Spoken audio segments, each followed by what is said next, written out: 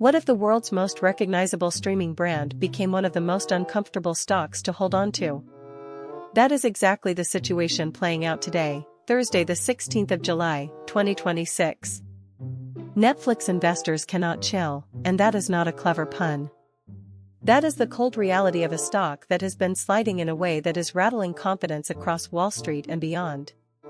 After years of being treated as a near-untouchable tech darling, Netflix is now staring down a toxic combination of subscriber churn fears, a content pipeline that analysts are calling into question, and a series of price target cuts from major banks. Today we are going to break all of this down: what is happening right now, why it is happening, and crucially, what it means for anyone watching this stock. As of this week, Netflix shares have been trending noticeably lower, with headlines from Investors Business Daily declaring plainly that Netflix investors cannot chill as the stock goes downhill. This is not a one-day blip. The downward pressure has been building for months, and the timing is particularly uncomfortable because Q2 2026 earnings are directly on the horizon. Wall Street is now scrutinizing every data point it can find on subscriber numbers, password sharing crackdowns, advertising tier performance, and the strength of the content slate.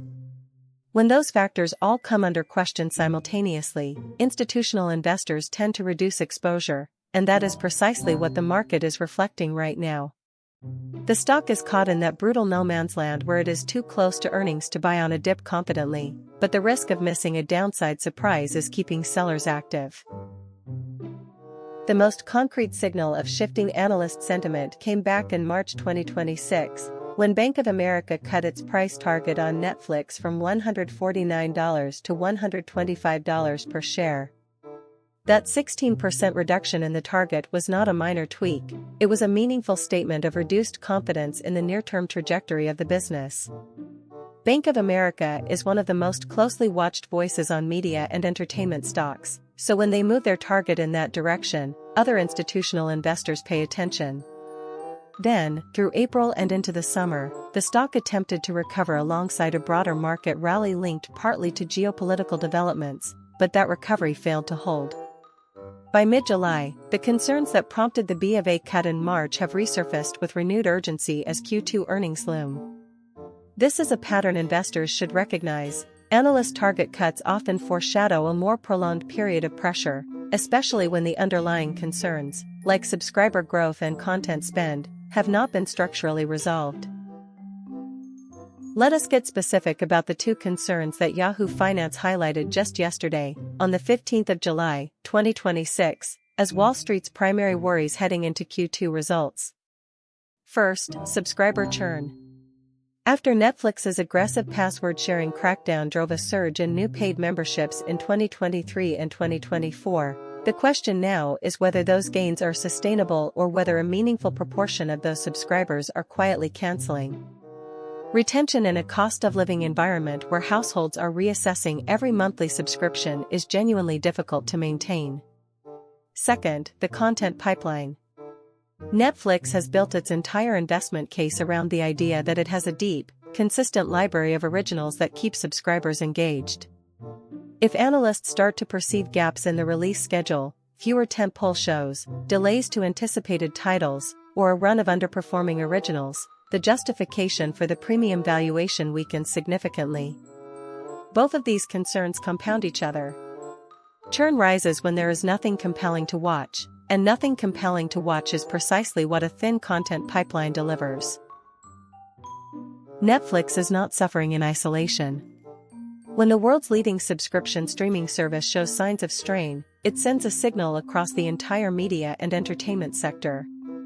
Rival platforms and legacy broadcasters are all watched more closely when Netflix stumbles, because it tests the assumption that streaming is a guaranteed long-term growth engine. For everyday retail investors who own Netflix as part of a broader technology or growth portfolio, the current slide is a reminder that high-multiple stocks carry meaningful downside risk when sentiment turns. We have also seen in the same period that IBM shares sank 25% this week on a historic earnings warning, a stark illustration that even large, established companies can deliver brutal surprises. That broader context of earnings anxiety is making markets edgy, And Netflix is walking into its own earnings report carrying that nervous atmosphere with it. Every analyst covering Netflix right now is laser-focused on a handful of specific metrics in the upcoming Q2 2026 results. Subscriber net additions will be the headline number. The market wants to see whether growth is still occurring or whether the post-crackdown bump has fully faded. Average revenue per user, or ARPU, will be watched almost as closely, because if Netflix is growing subscribers but diluting ARPU through cheaper ad-supported tiers, the revenue quality story changes. Operating margin will also be scrutinized, given that Netflix has made significant commitments to content spending and live sports rights. Any hint that margins are being compressed to maintain the content slate will reignite debate about capital allocation. The options market going into earnings reflects elevated uncertainty. Calls heated up notably earlier in the year, and that kind of options activity signals that professional traders are bracing for a potentially large move in either direction when the numbers drop. Here is the honest picture of where this goes next. If Netflix's Q2 results show resilient subscriber numbers and stable or improving ARPU, the stock has genuine capacity for a sharp relief rally, the kind of move that rewards investors who hold through the uncertainty. However, if the numbers confirm the subscriber churn fears or reveal content pipeline weakness, the Bank of America target of $125 could start to look like a ceiling rather than a floor. Beyond the immediate earnings event, the medium-term investment case for Netflix rests on three things: whether its advertising business scales to become a meaningful revenue contributor, whether its live sports and events programming drives incremental subscriber additions, and whether it can maintain pricing power in an increasingly competitive streaming landscape against well-resourced rivals. None of those questions are settled today. This is a pivotal moment for the stock, and investors sitting on the fence are right to be cautious until the earnings data arrives. This is the question everyone watching a declining stock eventually asks. The answer depends entirely on your position size, your time horizon, and your conviction in the underlying business. For long-term investors who believe in Netflix's ability to monetize a global subscriber base through advertising, live content, and pricing tier optimization, volatility around earnings is a known risk that often creates entry opportunities in hindsight. For traders, the elevated uncertainty ahead of Q2 results makes speculative positions in either direction high risk without clear catalysts. What experienced market observers consistently advise in situations like this is not to react to the noise of a single week's headlines, but to wait for the actual earnings data, analyze the management commentary on the call, and make decisions based on verified numbers rather than sentiment.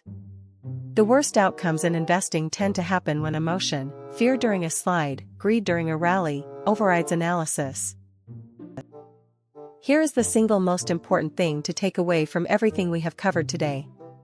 Netflix is not broken, but it is at a genuine inflection point where the assumptions underpinning its premium valuation are being tested in real time. Subscriber churn concerns are legitimate. Content pipeline questions are legitimate. The Bank of America price target cut from $149 to $125 earlier this year was a warning shot, and this week's headlines are confirming that those concerns have not gone away. Q2 earnings are the moment of truth.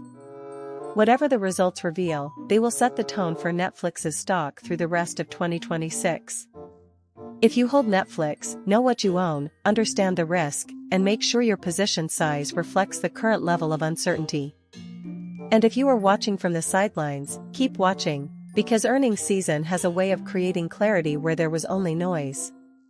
Thank you for watching, and do not forget to check back here for our full breakdown once those Q2 numbers land.